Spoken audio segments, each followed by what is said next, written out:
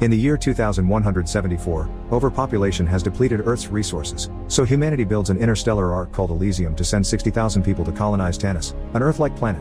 Since the trip will last over 100 years, the crew is put in hypersleep, and teams will wake in turns biennially to maintain the ship.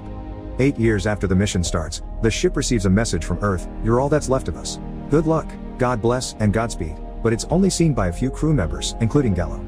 An unknown amount of time later, Corporal Bauer wakes up inside one of the hypersleep capsules, disorientated and suffering from partial amnesia. As soon as he is out and disconnects all the wires from his body, the power in the ship goes out, but luckily there is a flashlight nearby that he uses to investigate the area. All the other capsules are empty except for the one with Lieutenant Peyton in it, and looking at his own helps him remember his name, but there are no other crew members around. The ship's control panel isn't working, but he does find his locker with some clothes and a picture of his girlfriend. While changing, he notices the tattoo on his arm that marks him as part of Team 5. The door to the bridge is locked with no way to open it, although there are tools on the floor and marks on its surface, indicating someone was desperate to get out. Furious, Bauer goes to hit Peyton's capsule over and over, to no avail. He decides to take care of his beard next, and while shaving, the ship starts shaking before it releases Peyton from his capsule. He's also disorientated, and like Bauer, he doesn't remember the destination or the mission, but they do remember the training. This allows Peyton to find the emergency power unit and reactivate the control panel, but when they try the communication lines, nobody replies. Suddenly, the ship starts shaking again, and they hear some noises in the ventilation shafts, which Peyton blames on the system rebooting itself every time there's a surge from the unstable nuclear reactor. Deciding they should find a way out of the room, Bauer climbs into the shafts while Peyton guides him through the comms by looking at the maps on the computer. For a while, Bauer finds nothing interesting inside the shafts, but eventually he comes across a spider and decides to follow it until he falls against a shaft grill, where he finds the body of a fellow crew member.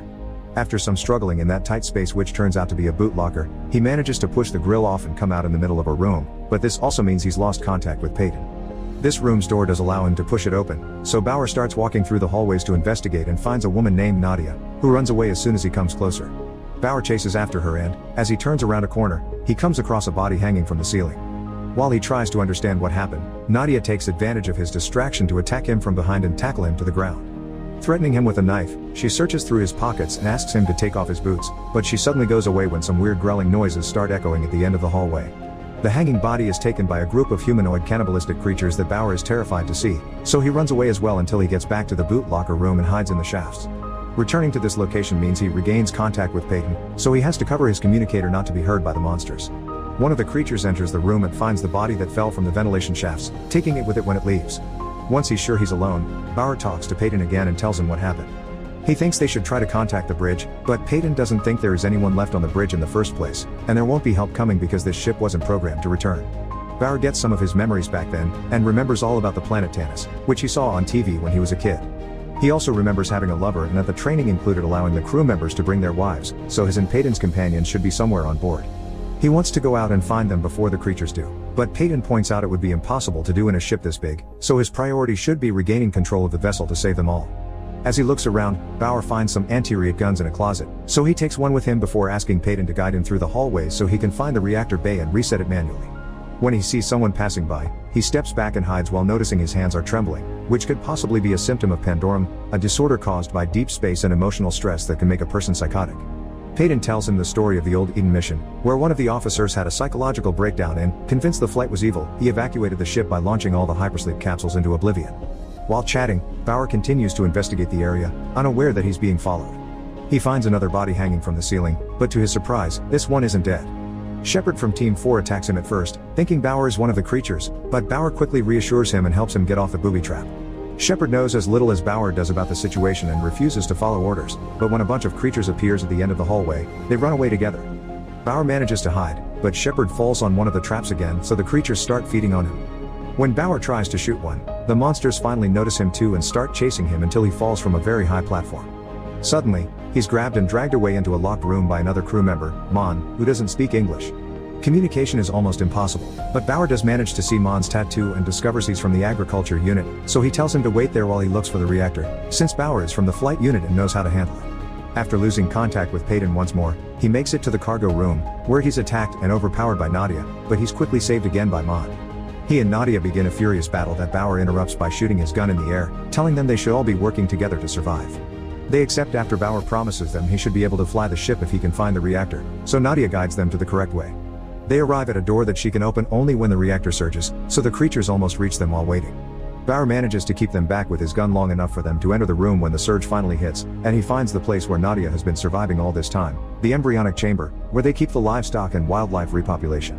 They already lost 30% of specimens, and Nadia has lost the other 4 people she woke up with as well. After sharing the fact she's also suffering from partial amnesia, she shares some bugs with them to have as food. Meanwhile, Peyton continues to hit the door to open it to no avail. He also starts hearing noises coming from the shafts, making his paranoia worse. Moments later, from among the wires he sees a young man emerge. It's Gallo, who is naked and claims to come from the bridge before passing out. When he wakes up sometime later, Peyton starts asking him questions as he notices his tattoo marks him as Team 4. Gallo explains he had to kill his teammates in self-defense when they were overtaken by Panduram, and that's why he's covered in blood. Bauer, Nadia, and Mon continue their search for the reactor and cross the hypersleep chamber, where most capsules lay empty because it's the creature's main hunting ground. Mon stays behind, watching something, and Bauer wants to look for his wife, but Nadia explains civilians aren't here, only officers. As they advance together through the room, the floor under them breaks and they fall into some sort of sewer filled with human bones. This turns out to be a good thing for them, however, because a creature arrives then and isn't capable of seeing them down there. After the monster is gone, they climb out of the sewer, only to find the monster waiting for them. It doesn't hesitate to attack them both, and while at first it keeps the upper hand, the fight turns around when Mon arrives and gets the creature off them. By working all together, they manage to kill the monster, but there is another one that has been watching them all along and now is summoning more of his kind to eat the body and attack the humans. As the trio runs away, they notice one of the capsules opening and a crew member waking up, but there's no time to save him. The creatures quickly surround him and feed on him. The 3 of them manage to escape and get inside a barricaded chamber where they meet Leland, the ship's cook. While he prepares something for them to eat using the water that leaks into the ship and the algae it creates, Nadia finally tells Bauer her theory. The creatures are the members of the crew that mutated into these monsters thanks to the accelerator every officer had gotten injected in them to help them adapt to the environment in Tanis, since this stuff is supposed to jumpstart evolution. Leland overhears them talking, and since he's been awake for a long time, he knows what's happened. So he starts telling the story at the same time Gallo tells it to Peyton while trying to make him lose his mind. When Earth vanished thanks to some unknown catastrophe, the ship got the message that told them about this tragedy and wished them good luck. Hearing this news, Gallo lost all hope and became insane, so he killed his team and induced Panduram and other passengers before goading them into a violent and tribal culture. Then he went back into hypersleep. Bauer and the others lose consciousness as the story ends, only to wake up some moments later to find out Mon had drugged them and now he's tied them up with the intention to eat them. After stabbing Nadia, he moves to Bauer, who manages to change his mind by explaining the ship is on its final stage before shutdown and none of them will survive if he doesn't reset the reactor. Mon frees them and lends them his radio so Bauer can contact Peyton, who checks the computer memory and confirms the ship only has 47 minutes left. He also provides them a path they can follow to the reactor. As they cross the hallway, they encounter one of the creatures, but this one is very young, which confirms the monsters are reproducing. Nadia asks them not to kill it because it's just a child, but this causes the kid to run away and alert his peers. The group flees and hides into a room with all the civilian hypersleep capsules, but Bauer doesn't find his wife there and he finally remembers why she never came. She broke up with him and that's why he enlisted in the first place. This means she died when Earth evaporated. With nothing left for him to save, Bauer starts losing hope and almost loses his sanity as well, but Nadia convinces him they need to survive and restarts a new Earth. It's then that Bauer has another revelation when he remembers Peyton's wife, Marianne. Meanwhile, Gallo continues to goad Peyton, trying to make him lose his mind and give in to Panduram. He thinks everyone should launch themselves in the pods the same way the Eden mission did, but Peyton considers it suicide and believes Bauer can get them out of this.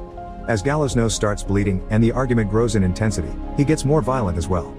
He grabs a sedative gun and threatens Peyton into launching him out in a capsule, so Peyton pretends to follow his orders only to choose hypersleep instead of launching once he is Gallo inside the pod. The team makes it to the reactor room, which is also the place where all the creatures sleep. When they try to cross a walkway it collapses under their feet, and while Nadia makes it to the other side, Bauer falls on a metal beam, and Mon is left holding the walkway so it doesn't drop on top of the creatures. After slowly lowering himself to the floor, Bauer covers himself with monster skin to cover his own scent and carefully makes his way to a nearby ladder. He does make it to the reactor, but his flashlight falls on his way up and wakes up the monsters, who waste no time in going after them. Mon drops the walkway, killing a good amount of them before running away while Bauer finally restarts the reactor, which returns power to the ship and kills a good number of monsters as well. The mutant leader goes after Mon to engage him in hand-to-hand combat and after a very tough fight, Mon defeats it and kills it, only to find the mutant kid seconds later. He hesitates to kill it, which is a big mistake. The child doesn't think about it twice and cuts his throat open. In the meantime, Bauer and Nadia are following Leland to safety while the rest of the creatures chase them, but the cook betrays them and locks the door behind him so he cannot be caught. Now the power is back, Peyton finally manages to open the bridge door right before Gallo escapes the pod and, after some struggling, injects him with the sedative. It is then that Peyton's memories completely return and he realizes what has been going on. He isn't Peyton, he is Gallo, and the man he's been talking to was a hallucination of his younger self. Payton had been one of the crew members he killed, and since Gallo took his capsule, he thought himself to be Payton because of the amnesia. At that moment, Leland arrives at the bridge and pretends to be a friend of Bauer's, but Gallo doesn't care. He simply kills him by injecting a sedative into his eye. After they manage to force the door open and leave the creatures behind, Nadia and Bauer make it to the bridge as well, where Bauer recovers his gun from Leland's body and rushes to the computer to open the flight log, which reveals 923 years have passed since the mission started. Gallo reveals himself then and admits his lie, which Bauer had already discovered, before opening the shutters on the ship's window to show them is all black. Not a single star could be seen anywhere. Having lost all hope, Gallo tries to goad Bauer into insanity as well, speaking of the lack of God and law which equals absolute freedom.